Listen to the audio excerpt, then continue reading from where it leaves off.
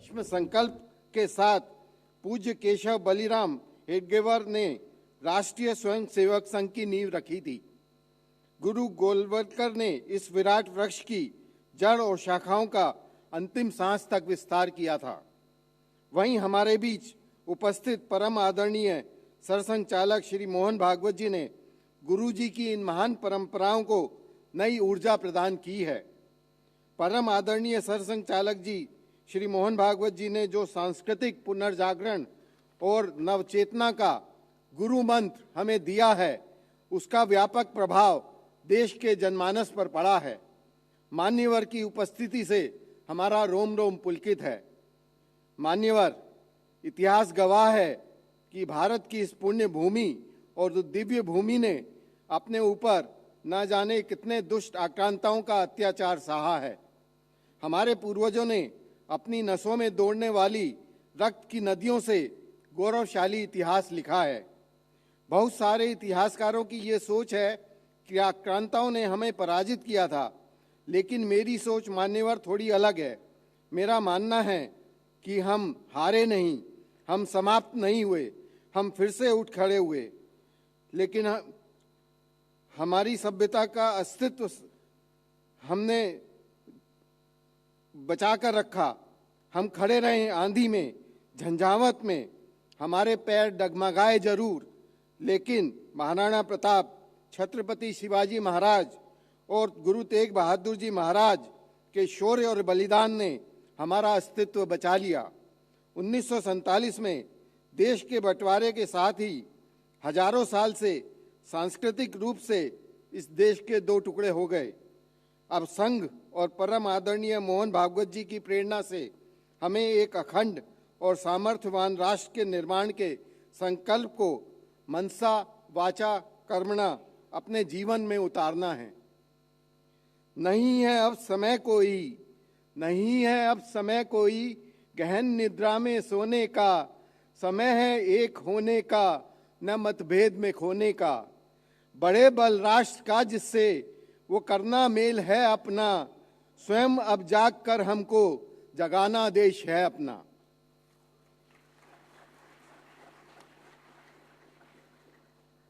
मान्यवर, भारत विकास परिषद का निर्माण करने वाले डॉक्टर सूरज प्रकाश जी के जन्म शताब्दी समारोह में शामिल होना मेरे लिए अत्यंत ही गौरव की बात है। महान स्वप्नदर्शी, दृढ़ निश्चयी और नेतृत्व के गुणों से भरपूर डॉक्टर सूरज प्रकाश जी को मैं कोटि कोटि नमन करता हूं। 27 जून 1920 को पंजाब के गुरदासपुर जिले के छमल गांव में डॉक्टर साहब ने जन्म लिया था। मेधावी और परिश्रमी छात्र के तौर पर उनकी पहचान होती थी। 1943 में लाहौर मेडिकल कॉलेज से डॉक्टर सूरज प्रकाश जी ने MBBS की डिग्री हासिल की थी। डॉक्टर साहब ने 1962 की जंग में हमारे सैनिकों के लिए ऊनी वस्त्र, गर्म मोजे, स्वेटर, दवाइयाँ और अन्य तरह की मदद सरकार के द्वारा भेजी थी। उन्होंने देश के गरीब, पिछड़े एवं वंचित भाई बहनों की सेवा के लिए 1963 में स्वामी विवेकानंद जी के जन्म शताब्दी वर्ष में रोपित भारत विकास परिषद की स्थापना की थी। डॉक्टर सूरज प्रकाश जी द्वारा रोपित भारत विकास परिषद रूपी पौधा आज एक विशाल वट वृक्ष के रूप में परिणित हो गया है। देश में 1500 से अधिक शाखाओं में दिन रात सेवा कार्य में लगे 75,000 से अधिक सदस्यों द्वारा अनेक प्रकल्पों के माध्यम से सर्वांगीण विकास में अपनी भूमिका निभा रहा है। मान्यवर, अलग अलग व्यवसायों और कार्यों में लगे श्रेष्ठ लोग मिलकर भारत विकास परिषद से जुड़कर समाज की निस्वार्थ सेवा कर रहे हैं। कुछ लोग लंबे समय से हमारे देश के गरीब और भोले भाले लोगों को आर्थिक मदद के नाम पर धर्मांतरित कर अलगाववाद का कुत्सित खेल खेल रहे हैं। सरकारी योजनाओं में भ्रष्टाचार की वजह से विदेशी धार्मिक संस्थाएं बनवासी समाज का धर्मांतरण करा रही हैं। इसकी काट के लिए भारत विकास परिषद ने बनवासी कल्याण के लिए बनवासी योजना सहायता प्रारंभ की है। इस योजना के माध्यम से बनवासी बंधुओं की हस्तशिल्प और कारीगरी की कुशलता बढ़ाने में सहायता की जा रही है।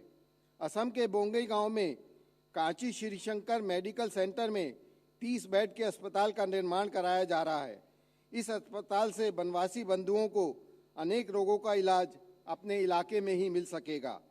इसी तरह का एक मेडिकल सेंटर तेजपुर में भी चल रहा है।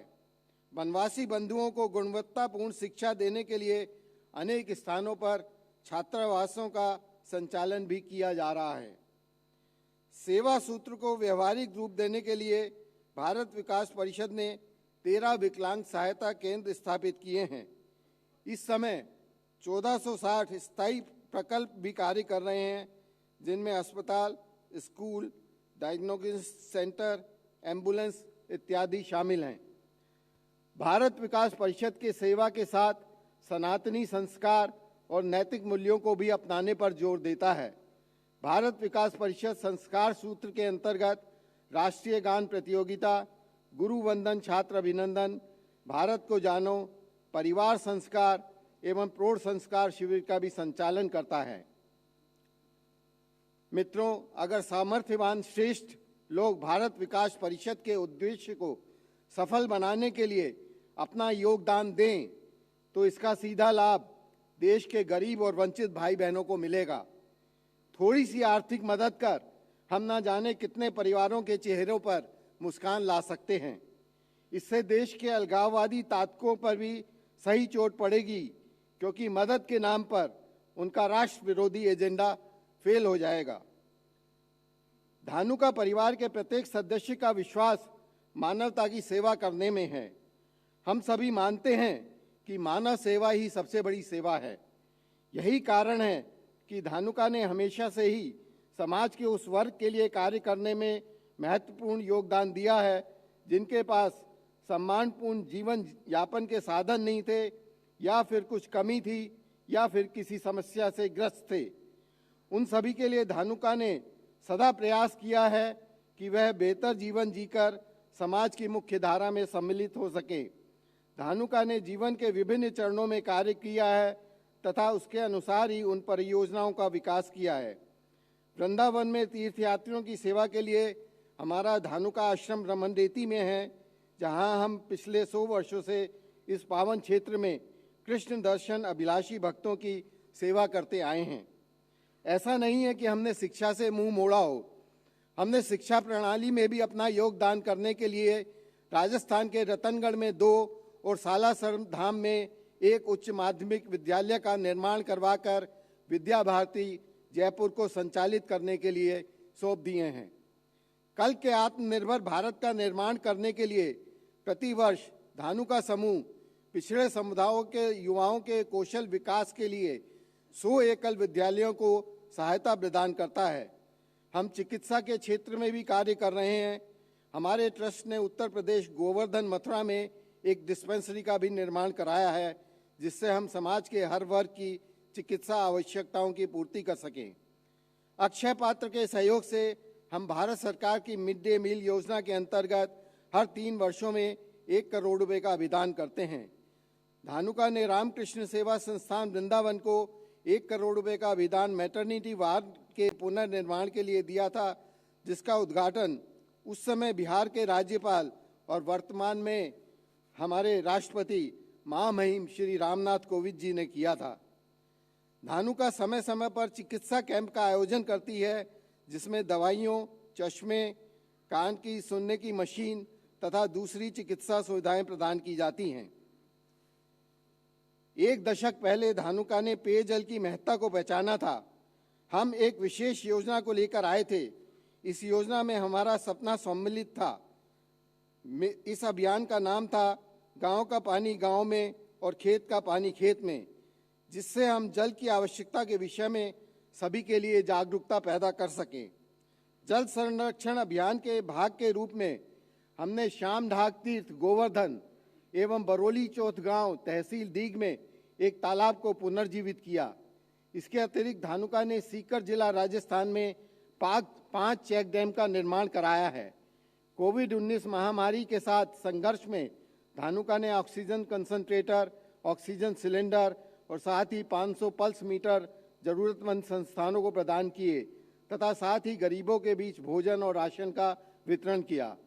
अगस्त 2020 में धानुका समूह ने प्रधानमंत्री सहायता कोष में 1 करोड़ रुपए की राशि का अनुदान किया था। ये सब मैं आपसे इसलिए शेयर कर रहा हूं ताकि आप लोगों को भी प्रेरणा मिले और आप लोग भी अच्छे कार्य करने के लिए आगे आ सकें। पिछले 4 दशकों से हम भारत को कृषि के माध्यम से परिवर्तित करते हुए आ रहे हैं। धानुका एग्रीटेक लिमिटेड की स्थापना के समय से ही समुदाय विकास के कदम ही हमारा मुख्य लक्ष्य रहे हैं। हमें जो भी समाज से प्राप्त हुआ है वह समाज को वापस देना ही हमारी सोच रही है, जिसके कारण हमने उन कदमों को उठाया जिन्होंने एक नहीं कई लोगों के जीवन में प्रकाश किया। हम अपने देश के विजन के साथ खड़े हुए हैं। हम शिक्षा सशक्तिकरण, जल संरक्षण, स्वास्थ्य देखभाल, पर्यावरण, भोजन और पोषण के प्रति अपना समर्थन व्यक्त करते हुए अपना हर संभव योगदान कर रहे हैं, जिससे हम ही नहीं बल्कि सभी जी सकें, पढ़ सकें, स्वच्छ जल पी सकें और स्वच्छ हवा में सांस ले सकें। मित्रों, भारत को परम वैभव के पद पर आसीन कराना है तो हमें अपने देश के गरीब और वंचित भाई बहनों के सर्वांगीण विकास के लिए अपने दायित्वों का निर्वहन करना ही होगा। भारत विकास परिषद के साथ जुड़कर गरीब और वंचित भाई बहनों के जीवन में उजाला लाने के लिए सबको आगे आना चाहिए। हम वंचित भाई बहनों का विकास कर राष्ट्र विरोधी शक्ति को भी पराजित कर सकते हैं। कलयुग में संघ ही शक्ति है, इसलिए संघ कार्य से ही हम अखंड भारत का निर्माण कर सकते हैं। ऐसा भारत जहां धर्म और आध्यात्मिक मूल्यों को कायम रखते हुए विकास के नए आयामों को स्पर्श किया जा सकेगा। एक ऐसा भारत जो भय और भूख से मुक्त होगा। आइए हम अपने सपनों को सिद्ध करने के लिए संकल्प लें। वंदे मातरम। भारत माता की जय। धन्यवाद। खबरों के निष्पक्ष विश्लेषण के लिए सब्सक्राइब करें Jantantra TV and press the bell icon. Never miss any update.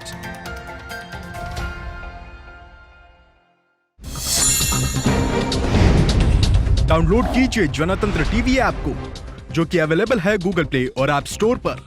अधिक जानकारी के लिए अभी डाउनलोड करें।